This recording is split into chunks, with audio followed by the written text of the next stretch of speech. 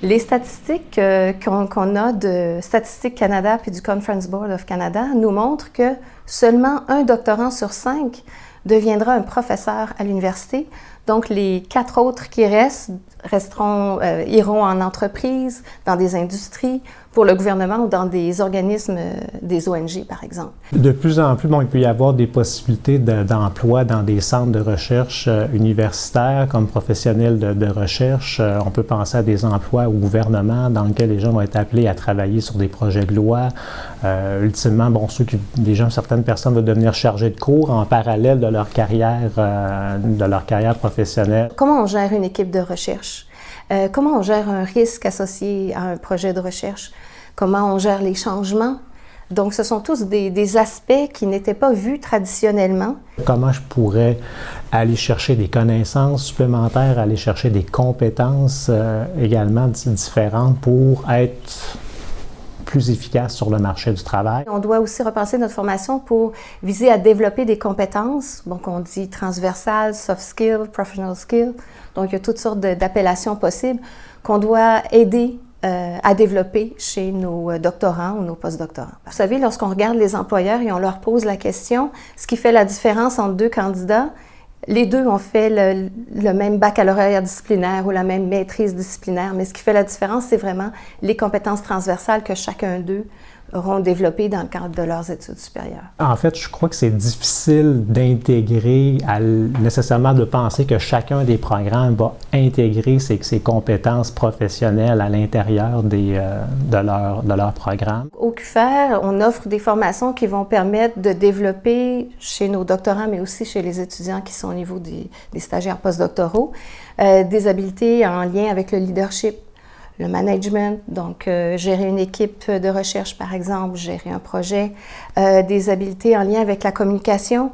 On vise aussi, on a des cours qui nous permettent de développer le professionnalisme, l'éthique à la recherche, donc toutes sortes de compétences en lien avec un doctorat disciplinaire, mais qui sont au-delà, en fait. En 2017, dans le programme de doctorat en droit, on a intégré vraiment des cours de compétences. Donc, on a intégré certains cours qui sont donnés par le QFER, le Centre universitaire d'enrichissement à la recherche.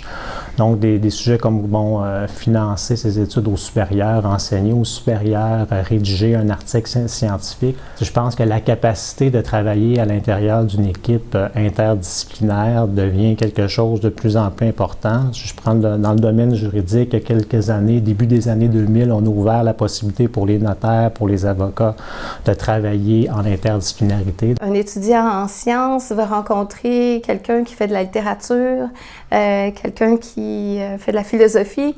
Donc, ces échanges-là aussi sont importants parce que dans le milieu de travail, eh bien, c'est un milieu multidisciplinaire et ça sera appelé à être encore de plus en plus vrai. Dans notre programme de maîtrise en droit, donc, qui est axé sur la recherche interdisciplinaire, donc un cours de recherche interdisciplinaire. On encourage aussi nos étudiants à faire un cours à l'extérieur de la faculté pour justement être sensibilisés et préparés à cette recherche qui est distinctive. On tente de former différemment nos étudiants, mais parmi les professeurs, on a des réfractaires à ce genre d'approche. Donc, des professeurs qui vont croire qu'on doit toujours développer la formation des étudiants en lien avec une formation disciplinaire, alors qu'en réalité, ce qu'on veut pour le futur, c'est une ouverture. Je pense que nécessairement, oui, la façon d'encadrer a changé parce que d'abord, les étudiants ont changé. Je pense qu'on n'a pas les mêmes étudiants qu'on avait avant. Si auparavant, on avait des étudiants qui avaient peut-être besoin d'une plus grande liberté, de plus de flexibilité. J'ai eu une formation dans une faculté de médecine où, en fait, le directeur de recherche, on ne l'appelait même pas directeur de la recherche. De recherche, c'était le patron, le boss. Donc, quelqu'un qui va diriger de A à Z la façon dont on gère le projet de recherche. Aujourd'hui, je pense que les étudiants ont davantage un besoin d'avoir des directives claires, des consignes claires, des attentes aussi, des objectifs qui sont présentés par leur directeur. Maintenant, il faut accorder aux étudiants beaucoup plus de place, de temps, de réflexion. On en parle aussi souvent, il y a beaucoup de savoir qui est créé, il y en a du vrai, il y en a du faux. La pensée critique, l'analyse, c'est aussi quelque chose qu'on doit essayer de développer chez nos étudiants. Si je prends les termes de Montaigne, vaut mieux une tête bien faite qu'une tête bien pleine. Donc, la capacité que les étudiants à l'intérieur des programmes de recherche, qu'est-ce qu'ils vont chercher pour attaquer des problématiques complexes, multidimensionnelles, interdisciplinaires. Donc, leur permet vraiment de développer des compétences qui sont distinctives pour le marché du travail.